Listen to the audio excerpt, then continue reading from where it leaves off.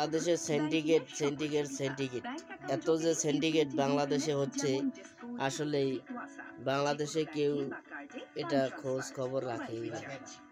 কিন্তু এই সিন্ডিকেটে কোন কারণে হচ্ছে, আসলেই সকলেই আমরা ভাবছি আওয়ামী লীগ সরকার থাকাতে সিন্ডিকেট হয়েছে, এখন আওয়ামী লীগও নাই, সিন্ডিকেট আরও বাড়ছে। তাই সিন্ডিকেটের কারণেই আমরা আসলে কিছু করতে পারতেছি না। এমন সিন্ডিকেট হয়েছে বাংলাদেশের মধ্যেই, তা আসলে সব চোরের দেশ শুরু হয়ে গেছে। চোরটামু এবং সিন্ডিকেটের চোরটামু শুরু হয়ে গেছে।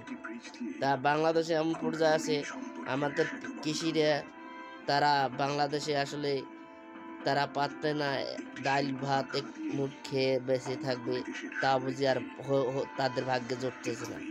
এমন পর্যায়ে আছে, তারা যেই বাংলাদেশে সবচেয়ে বড় রংপুরে আলুর ব্যবসায়ী এবং আলুর আবাদ দিয়ে বাংলাদেশে সবচেয়ে ব্যবসায়ীদারেরা এবং কৃষিরা তারা যে আলু আবাদ করেছে, এই আলু এই পর্যন্ত ওরা বিক্রি করতে পারতেছে না, সব ঘরে ঘরে রাখে দিচ্ছে।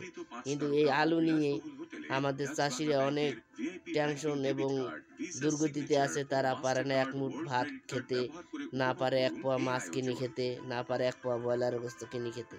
তাইলে কি সিন্ডিকেটটা শুরু হয়েছে বাংলাদেশের মধ্যেই, তা আমরা আসলেই সকলেই দেখতেছি। আলুর এমন পরিস্থিতিতে আসি গেল, যেই আলু আমরা কিনে খেয়েছি 100 টাকা, সেই আলু এসে গেছে 10 টাকা। তাহলে এই সিন্ডিকেটটা কোন জায়গায় হয়েছিল? বড় বড় ব্যবসায়ীদেররা ঠিকই ওরা লাভবান হবে, আর গরিবেরা ফাঁকতালে মরবে। এটি হলো সিন্ডিকেটের ব্যবসা। চিটারি ব্যবসা শুরু হয়েছে সারা বাংলাদেশে।